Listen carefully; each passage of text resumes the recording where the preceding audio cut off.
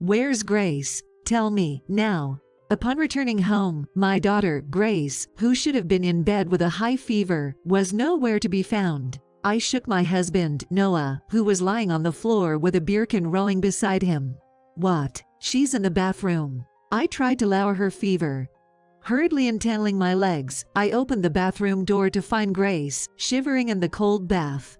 "Grace." Quickly pulling her out of the bath, I undressed her and wrapped her in a bath towel. "Mom, my head hurts," Grace said weakly, her face pale. Panicked, I called an ambulance, and we had to rush her to the emergency room. "You'll be okay. I'm right here with you." All I could do was desperately try to reassure her, tears streaming down my face. But what followed was a shocking turn of events that I could never have imagined. I'm Kate, a 32-year-old elementary school teacher. I met my husband, Noah, in college, and we've been married for 7 years now. A year into our marriage, our daughter, Grace, was born. She's a bit shy at 5 years old, but she's an adorable child. "Mom, I love you." "I love you too, Grace." Watching Grace grow up healthy and happy brought me immense joy, but life isn't always easy.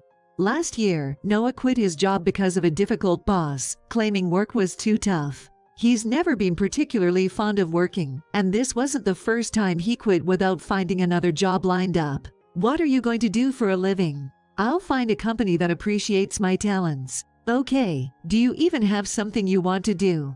"Stop nagging. You're working, so we won't be in financial trouble. I'll just do some work from home for now."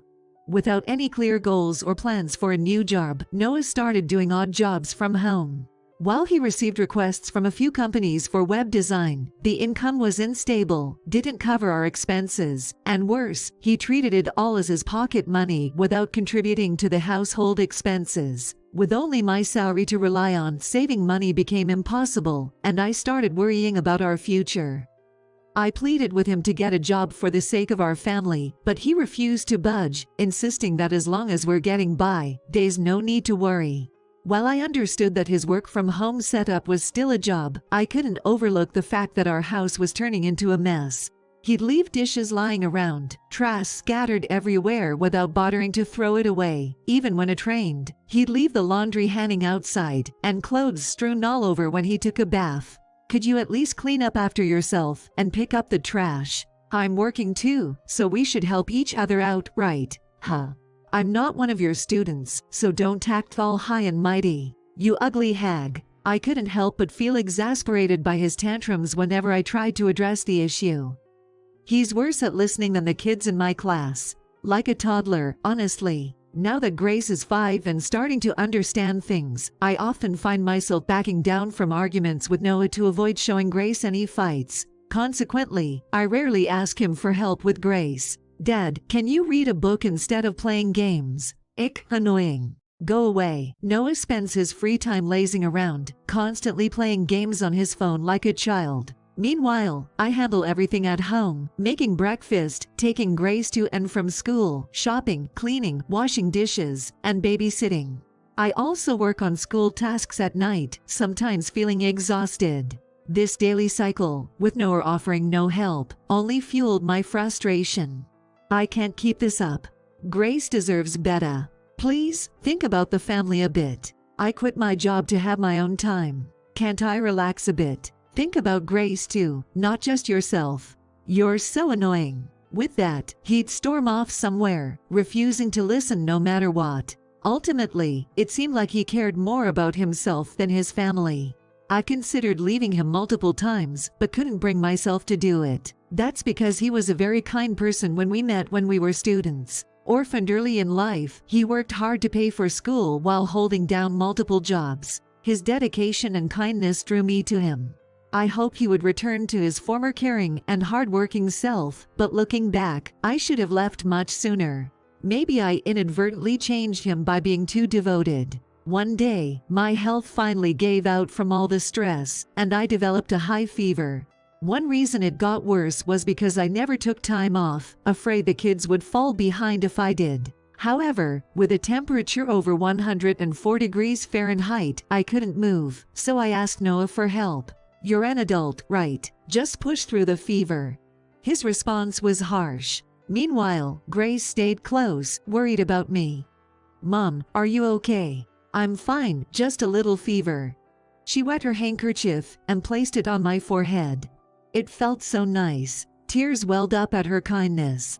"Thank you, Grace. Mom, get well soon." Despite all the struggles, I felt I could endure anything with her by my side. However, I didn't want Grace to catch my cold, so I told her to stay with Noah. But she refused, saying she didn't want to be near him, likely because he never showed her much affection. 3 days later, Grace developed a high fever too. We took her to the hospital, where I stayed by her side all night, cooling her head and giving her medicine, but she didn't improve much. The next day, she had to stay home from daycare, but I couldn't miss work because of a class observation. Reluctantly, I had to leave her with Noah, who was home all day. "Please, can you take care of Grace today? Parents are coming to visit my class today, and as a teacher, I can't just take the day off. Ick, such a hassle. Why don't you just skip work?" Reluctant as he was, Noah reluctantly agreed after I pleaded with him. So, I left for work after asking Noah, but I couldn't stop worrying about Grace the whole time. During my break, I called Noah, but couldn't get through to him at all. After the class observation and sending the kids home, I rushed back home, unable to shake off my worry. "Grace, I'm sorry. I'll be back soon." Upon arriving home, I went straight to Grace's room, but she wasn't there. When I checked the living room, I saw Noah casually sleeping on the sofa, with a beer can on the floor beside him. But Grace was nowhere to be seen, and I started to panic. "Where's Grace? Where is she?" I shook him awake, but he just stared blankly at me, still half asleep. "Doe, she's in the bath. She said she had a fever, so I helped her cool down." "What? No way." I rushed to the bathroom, flung open the door, and was met with a shocking sight. Grace was in the bathtub, up to her waist in cold water, trembling violently with a bright red face. How long had she been there? "Grace." I hurriedly pulled her out of the bath, undressed her, and wrapped her in a towel, but she couldn't stop shivering and clung to me, complaining. "Mom, I'm cold. My head hurts. Grace, I'm so sorry. We'll go to the hospital right away. Hang in there." I immediately called an ambulance, but I felt like it took forever to arrive, although it was probably only about 10 minutes. I regretted leaving Grace with Noah, but it was too late for that now. There was no turning back time. When the ambulance finally arrived, they rushed Grace, who was delirious with a high fever, to the hospital. Meanwhile, Noah, still lounging on the sofa, muttered, "She's making such a fuss." In the ambulance on the way to the hospital, I desperately called out to Grace, "You'll be okay. I'm right here with you. Mom, Mom."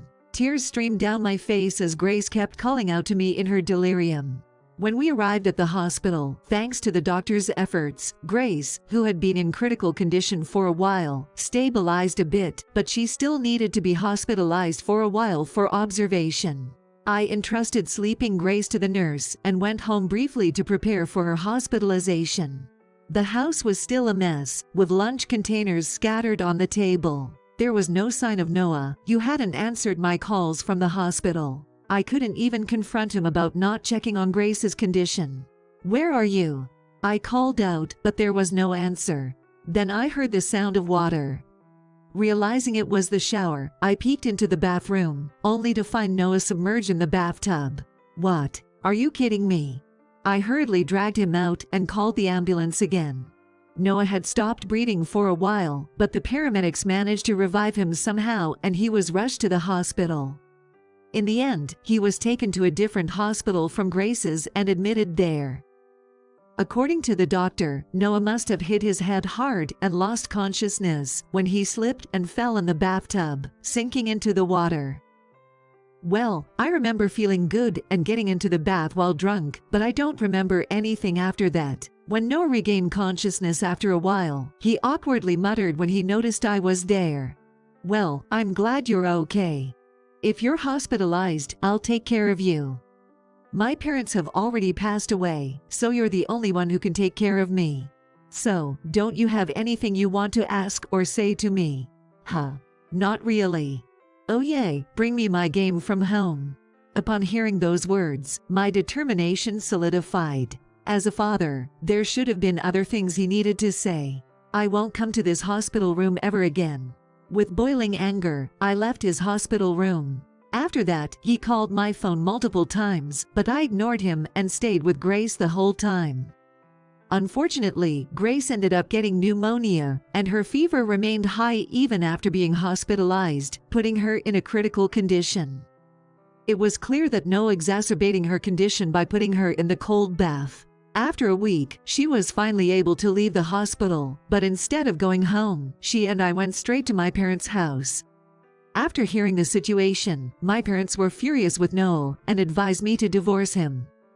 My parents loved Grace dearly, and finally, I was able to relax a bit. However, about 10 days later, Noah, with a flushed face and visibly agitated, burst into my parents' house. "Kate, what the hell? You're not even taking care of me while I'm sick, and you ignored my calls. Unforgivable. Why should I have to take care of you, who abandoned both me and Grace? I was hospitalized. Well, I thought you could tough it out like an adult. When I had a fever, you didn't do anything and just said I should power through it, remember?" That's. Unable to come up with a retort to my argument, he glared at me fiercely. "When we get back home, all your and Grace's stuff was gone. What's going on? I'm divorcing you." Actually, while Noah was in the hospital, I had movers take all of mine and Grace's belongings to my parents' house. I don't need a husband like you. What? You? Are you trying to take Grace away from her father? That's rich coming from you. Grace was in real danger because of you. Yet, you didn't seem to worry at all, did you? I was in danger too, you know. That's your own fault, so she doesn't need a father like you. In fact, it's better if you're not around. Seeing that I was speaking so decisively, Noah seemed flustered, but then he flew into a rage, banging on the table. "I don't agree. So, we're not getting divorced. Do you think you can get away with treating us like that? If you won't agree to a divorce, I'll sue you." As if. There's no evidence that I did anything wrong. If you really want a divorce, cough up some alimony. I have evidence. Decisive evidence. A year ago, since Noah had quit his job on his own and started behaving badly towards me, I had been secretly recording with the baby monitor camera we used when Grace was a baby. All of Noah's abusive words were recorded there. When I showed him the footage on my phone, he turned pale and started shaking. It seemed like he finally realized he couldn't escape. "I'm sorry. I'll change my attitude, so please don't talk about divorce. It's too late for that now. Sadly, I can't trust those words. I can't live without you. I'll be in trouble. So, it's about money after all. I know your true intentions." Actually, the camera also recorded Noah talking to his friends on the phone. In it, he said, "It's easy. My wife works and brings in money, and she takes care of the household chores like a maid. I can't give up this comfortable life. I was just joking. Don't mess with me. I don't want to see the face of the lowest scum like you anymore. Get out. Wait. I'm really sorry. I apologize. If you stay here any longer, I'll call the police." Hearing the word police, Noah hesitated for a moment, but he didn't try to leave. Then, my father, who had been listening in the next room, suddenly burst out. With a fierce expression, my father swung a bat and shouted, "You scoundrel! Do you intend to make my daughter even more miserable?" From behind him, my mother shouted, "Go away." In this chaotic situation, Noah trembled and almost fell over, then hurriedly ran away. Afterwards, perhaps fearing legal action, Noah smoothly agreed to the divorce. I was able to receive a lump sum of $20,000 in compensation and $100,000 in child support. Apparently, Noah borrowed money from loan sharks and paid me with it. I heard through the grapevine that he couldn't afford the rent for the apartment we used to live in, so he moved to an old, small apartment without a bath, where the toilet is shared. Despite working multiple jobs, he struggles with debt collectors from the loan sharks. I'm living happily at my parents' home. Grace is also growing up happily, being taken care of by her grandparents with a smile on her face every day. Finally, every day in peaceful life is a blessing.